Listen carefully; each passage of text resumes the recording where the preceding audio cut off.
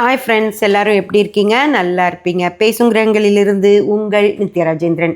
மீன ராசிக்கு 2026ஆம் ஆண்டு எப்படி இருக்கும் அப்படின்னு சொல்லி நம்ம பார்க்க போகிறோம். மீன ராசியில் இருக்கிற பூரட்டாதி நட்சத்திரத்துக்கு நம்ம கும்பத்திலேயே பலன்களை பார்த்துட்டோம். அதனால் யாராவது பூரட்டாதி இருந்தீங்க அப்படின்னா கும்பராசி பலன்களில் நான் பூரட்டாதிக்கு முழுமையாக சொல்லியிருக்கேன்.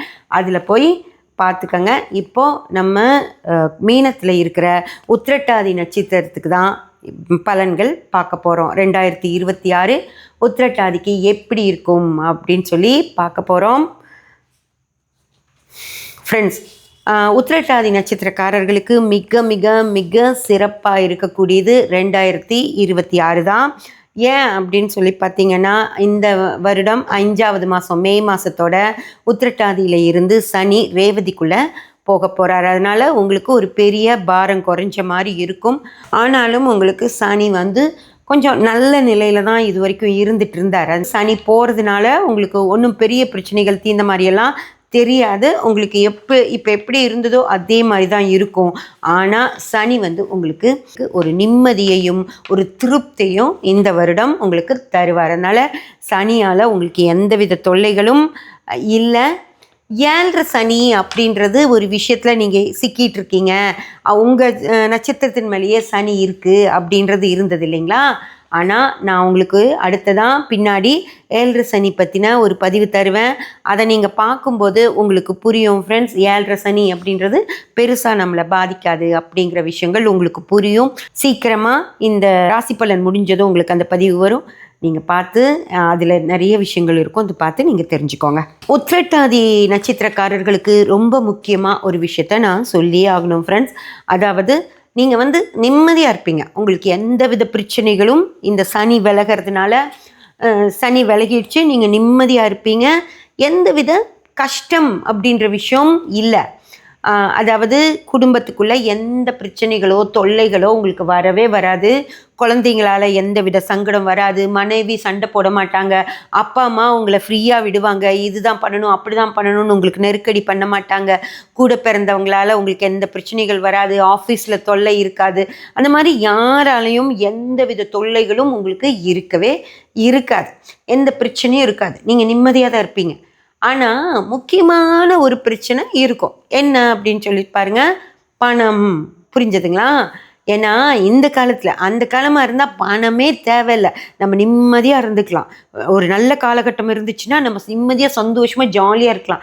ஆனால் இன்றைக்கி இருக்கிற வாழ்வியல் முறையில் பார்த்திங்கன்னா பணம் இல்லாமல் ஒன்றுமே பண்ண முடியாது அப்படிங்கிற ஒரு நிலை தான் இருக்குது இல்லைங்களா?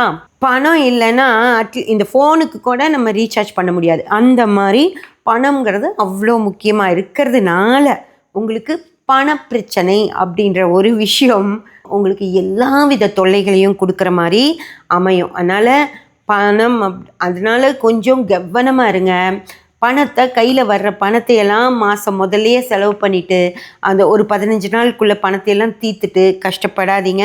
உங்களுக்கு பண பிரச்சனைகளை ஏற்படுத்துகிற மாதிரி ஏதோ ஒரு விஷயங்கள் நடந்துகிட்டே தான் இருக்கும் ஃப்ரெண்ட்ஸ். அதனால் கொஞ்சம் பணத்தை சேமிச்சுட்டு கவனமாக ரொம்ப வெட்டி செலவுகள் பண்ணி வேஸ்ட் பண்ணிடாமல் பார்த்துக்கிட்டீங்க அப்படின்னா கொஞ்சம் நிம்மதியாக இருக்க முடியும் உங்களுக்கு. அதுதான் அந்த பண வரவை மட்டும்தான் எல்லா கிரகங்களுமே உங்களுக்கு தடுக்கும். மற்றபடி உங்களுக்கு எந்த சிரமங்களையும் கொடுக்காது. ஆனால் பணம் தானமாக வேணும்னு கேட்டிங்கன்னா என்ன பண்ணுறது? கொஞ்சம் கவனமாக இருந்துக்கங்க.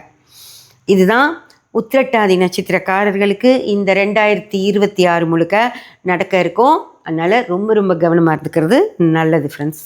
அடுத்து நம்ம யாரை பார்க்க போகிறோம் அப்படின்னா, இந்த வருடத்துடைய ஹீரோயின், அதாவது ரேவதி நட்சத்திரம். ரேவதி நட்சத்திரத்துக்குள்ளே தான் 2026 5வது மாதம் சனி பயிற்சி ஆகுது. உத்திரட்டாதியிலேருந்து ரேவதிக்குள்ளே சனி போகிறார். அப்படி போகிற சனி ரேவதி நட்சத்திரக்காரர்களுக்கு என்ன பண்ண போகிறார், மற்ற குரு ராகு கேது என்ன பண்ண போகுது அப்படிங்கிறதையும் நம்ம பார்த்துடலாம் ஃப்ரெண்ட்ஸ். 2026 ரேவதி நட்சத்திரக்காரர்களுக்கு எப்படி இருக்குது அப்படின்னு கேட்டிங்கன்னா, 2026 5வது மாதம் வரைக்கும் ரேவதி இப்போ எப்படி போயிட்டுருக்கோ உங்களுக்கு அதே மாதிரி இருக்கும் ஃப்ரெண்ட்ஸ். ஓகேங்களா? நல்லா இருக்கவங்களுக்கு நல்லா இருக்கும், கொஞ்சம் மோசமாக இருக்கவங்களுக்கும் மே மாதம் வரைக்கும் கொஞ்சம் அப்படியே தான் இருக்கும். ஆனால் மே மாதத்துக்கு அப்புறம் பார்த்தீங்க அப்படின்னா ரேவதி நட்சத்திரத்துக்கே சனி வரார். அதாவது ரேவதி அப்படின்றது புதனுடைய நட்சத்திரம். புதனுடைய நட்சத்திரக்காரர்களுக்கு சனி என்ன பண்ணுவார் அப்படின்னா, முதலே புதனுடைய நட்சத்திரக்காரர்கள் கொஞ்சம் கர்வமாக தான் இருப்பாங்க.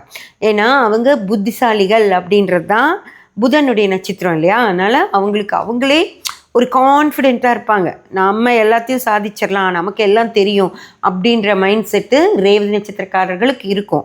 நான் யார் தெரியுமா அப்படின்ற எண்ணம் தான் ஜாஸ்தி இருக்கும். அப்படிப்பட்ட ரேவதி நட்சத்திரத்துக்கு மேலேயே சனி வரும்போது கண்டிப்பாக அவங்களுக்கு அந்த கான்ஃபிடென்ட் லெவல் இன்னும் கூடும். ஓகேங்களா? ஸோ என்னென்னா, என்னையெல்லாம் அசைக்க முடியாது, நான் யார் தெரியுமா, அதாவது மக்கா இருக்கும். ஆனாலும் அந்த மக்கு என்னன்னு நினச்சிக்குன்னா, தான் மிகப்பெரிய அறிவாளி, தனக்கு தெரிஞ்சது யாருக்கும் தெரியாது அப்படின்னு அந்த மக்கு நினச்சிக்கும். ஓகேங்களா? மக்கு நினச்சிட்டு அப்படியே தான் வச்சது தான் சட்டம் அப்படின்ற ஒரு கெத்துலையே உட்காந்துருக்கோம் ஃப்ரெண்ட்ஸ். அதுக்கு தகுந்த மாதிரி என்ன ஆகும் அப்படின்னு பார்த்தீங்கன்னா, கேதுவும் அவங்களுக்கு ரேவதிக்கு அஷ்டமஸ்தானத்தில் 3வது மாதத்துலேருந்து வரார்.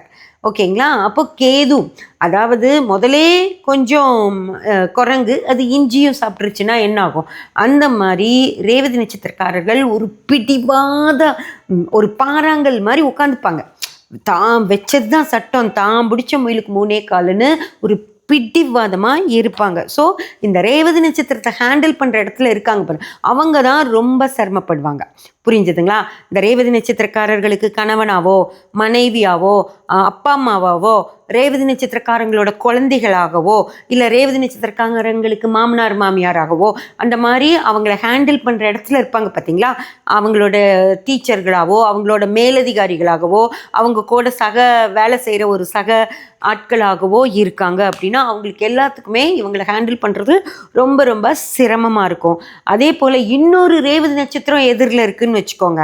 இப்போது மோஸ்ட்லி கணவன் மனைவி இருக்க மாட்டாங்க, ஆனாலும் கூட பிறந்தவங்க அப்பா அம்மா டீச்சர்ஸு ஃப்ரெண்ட்ஸு கொலீக்ஸு அவங்க மேலதிகாரிகள் அவங்களும் ரேவதியாகவே இருக்காங்க அப்படின்னா இவங்க 2 பேர்த்துக்குள்ளே ஒரு சண்டை நடக்கும். ஆனால் அது வெளியே சத்தம் போட்டு வெளியே தெரியாது, அது ஒரு ஊமை சண்டையாக இருக்கும், வெளியவே தெரியாது. ஆனால் உள்ளுக்குள்ளே அவங்க அப்படி ஒரு சண்டை நடத்திட்டு இருப்பாங்க, ஒரு போர் நடக்கிற மாதிரி. அவர் என்ன செஞ்சாலும் இவர் அதில் குறை கண்டுபிடிச்சிட்டே இருப்பார், இவர் என்ன செஞ்சாலும் அவர் அதில் குறை கண்டுபிடிச்சிட்டே இருப்பார். இந்த நேரத்தில் ஒரு குடும்பத்துக்குள்ள ஒரு பாகப்பிரிவினையெல்லாம் பண்ணுறாங்கன்னு வச்சுக்கோங்களேன், குடும்பத்தில் எல்லாரும் ஒத்து போயிட்டு இருப்பாங்க. இந்த 2 ரேவதி நட்சத்திரக்காரங்க அண்ணன் தம்பியாவோ அக்கா தம்பியாவோ அந்த மாதிரிலாம் இருக்காங்கன்னா அவங்களுக்குள்ள ஒரு பனிப்போர் நடந்துகிட்டே இருக்கும். அவங்க ஏன் இதுக்கு பதில் சொல்ல மாட்டேங்கிறாங்கன்னே எதிரில் இருக்கவங்களுக்கு புரியாது. அவங்க கேட்குறக்கு அவங்க ஒன்று சொன்னால் இவங்க ஒத்துக்க மாட்டாங்க, இவங்க ஒன்று சொன்னால் அவங்க ஒத்துக்க மாட்டாங்க. அந்த மாதிரி ஒரு பிரச்சனைகளை க்ரியேட் பண்ணிகிட்டே இருப்பாங்க.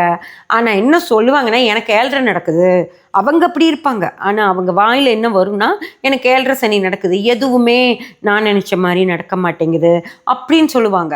ஆனால் உண்மையிலுமே அப்படி இல்லை. சனி உட்கார்றது ஒரு பிடிவாதமான இடத்துல உட்காருது. 2வது மிச்ச கிரகங்கள் அவங்களுக்கு அஷ்டமஸ்தானத்தில் குருவும் கேதுவும் வர்றதுனால அவங்களுக்கு இப்போ பிரச்சனையாக இருக்கும். அவ்வளவுதானோ தவிர இது எப்போ சரியாகும் அப்படின்னு சொல்லி பார்த்தீங்கன்னா 2027 சனி ரேவதியிலிருந்து விலகி அஸ்வினிக்கு போகிற வரைக்கும் ரேவதி நட்சத்திரக்காரர்களுக்கு கொஞ்சம் ஒரு மாதிரி பிடிவாதமான ஒரு சூழ்நிலை, அவங்களுக்கு எதுவும் நடக்காத மாதிரி ஒரு நிலைகள் அந்த மாதிரி இருக்கும். அதே போல் ராகு இது மாறும்போது கொஞ்சம் அந்த பிடிவாதம் தளர்ச்சியாகும். ராகு அடுத்த நட்சத்திரத்துக்கு பயிற்சி ஆகும்போது கொஞ்சம் பிடிவாதம் தளர்ச்சியாகும். ஆனாலும் இந்த வருஷம் 2026 கடைசி வரைக்கும் இவங்களுக்கு கொஞ்சம் அவங்களுக்கு எதுவும் நடக்கலை அப்படின்ற மாதிரியான சூழ்நிலைகள் தான் எல்லா விஷயத்துலையுமே அவங்களுக்கு அப்படி தான் இருக்கும். பணவரவும் இவங்க நினச்ச இடத்துலேருந்து பணவரவுகள் வராது. திருமண வாழ்க்கையில் ஒரு சுமூகமான ஒரு இது போயிட்டுருக்காது. வேறு குடும்பத்தார் கூடயும் கொஞ்சம் சுமூகமாக இருக்க மாட்டாங்க. ஆஃபீஸ்லேயும் கொஞ்சம் பிரச்சனைகள் இருக்கும். அதனால் ஏதோ ஒரு பிரச்சனைகளை இவங்க சந்திக்கிற மாதிரியே இருக்கும். ரொம்ப பெருசாக ஏதாவது பிரச்சனை வருது இல்லை ஆரோக்கிய குறைபாடு வருது அப்படின்னா நீங்கள் உங்கள் சுய ஜாதகத்தை பார்த்து அந்த பிரச்சனைகள் எப்போ தீரும் அப்படின்னு சொல்லி பார்த்து வச்சுக்கிறது நல்லது. அதனால் ரேவதி 2026 ரேவதி நட்சத்திரக்காரர்களுக்கு எப்படி இருக்கும்னு பார்த்தீங்கன்னா ரொம்ப ரொம்ப சிறப்பாக இருக்கிறதுக்கு வாய்ப்பு இல்லை ஃப்ரெண்ட்ஸ். கொஞ்சம் சிரமப்படுற மாதிரி தான் இருக்கும். எல்லா நட்சத்திரக்காரர்களுக்கும் இந்த 2026 எப்படி இருக்கும் அப்படின்னு சொல்லி பார்த்து முடிச்சிட்டோம். சிலருக்கு ஒரு மாதிரி மோசமாக இருக்குது, சிலருக்கு மிக மிக சிறப்பாக இருக்குது, சிலருக்கு ஒரு அளவுக்கு பிரச்சனை இல்லாத மாதிரி இருக்குது. அதனால் எப்படி இருந்தாலும் பரவாயில்ல, ஜாதகம் என்ன வேணால் சொல்லட்டும், ராசி பலன் என்ன வேணாலும் சொல்லட்டும், நட்சத்திர பலன் என்ன வேணாலும் சொல்லட்டும், ஆனால் நான் என் தைரியத்தையும் நான் என் விடாமுயற்சியும் கைவிடவே மாட்டேன். என்ன ஒரு பிரச்சனையாக இருந்தாலும் அதிலிருந்து ஈஸியாக மீண்டு வெளியே வந்துடுவேன் அப்படின்னு சொல்லி ஒரு முடிவு எடுத்துட்டு உங்கள் வாழ்க்கையை நீங்கள் சந்தோஷமாக அமைச்சுக்கோங்க. அதுதான் நம்ம வாழ்கிறதுக்கான அர்த்தமோ தவிர, ஐயோ என்ன பண்ணுவேனேன்னு சொல்லி கவலைப்படாதீங்க. எதுவாக இருந்தாலும் மீறி போனால், ஒரு சனியுடைய பயிற்சியே ஒரு நட்சத்திரத்தில் 1 வருடம் 3 மாதங்கள் தான், மொத்தம் 15 மாதங்கள் தான் அந்த சனியுடைய பயிற்சியே ஒரு நட்சத்திரத்தில் இருக்கும். ஓகேங்களா? அதாவது 15 மாதங்கள் தான் நமக்கு ஒரு சிரமம் கஷ்டம் என்னவாக இருந்தாலும் இருக்கும். அதுக்கப்புறம் அதிலிருந்து நம்ம திரும்பியும் மீண்டு வந்துடுவோம். அதனால் தைரியமாக எல்லா விஷயத்தையும் ஃபேஸ் பண்ணுங்கள். நமக்கு வாழ்க்கை முழுக்க இப்படியே தான் இருக்கும் அப்படின்னு நினச்சிடாதீங்க. வாழ்க்கை எப்போவுமே மாறிட்டே தான் இருக்கும். ஓகேங்களா? அதனால் தைரியமாக இருங்க. இன்றைக்கி இருக்கிற பிரச்சனை நாளைக்கு இருக்காது அப்படின்னு நம்புங்க. நல்லதே நடக்கும் ஃப்ரெண்ட்ஸ். இதை தான் நான் உங்களுக்கு இந்த புத்தாண்டில் சொல்லணும் அப்படின்னு நினச்சேன். நான் சொல்லிட்டேன். எல்லோரும் சூப்பராக நல்லா இருப்பீங்க அப்படின்னு சொல்லி நான் நம்புகிறேன். எல்லாத்துக்கும் நல்லதே நடக்கும். சப்ஸ்கிரைப் பண்ணி பெல் பட்டன் ப்ரெஸ் பண்ணி வச்சுக்கோங்க. அப்போ தான் நான் போடுற எல்லா பதிவுகளும் உங்களுக்கு கிடைக்கும். லைக் பண்ணி ஷேர் பண்ணி கமெண்ட் பண்ணிங்கன்னா எனக்கு சப்போர்ட்டிவாக இருக்கும். Thank you friends.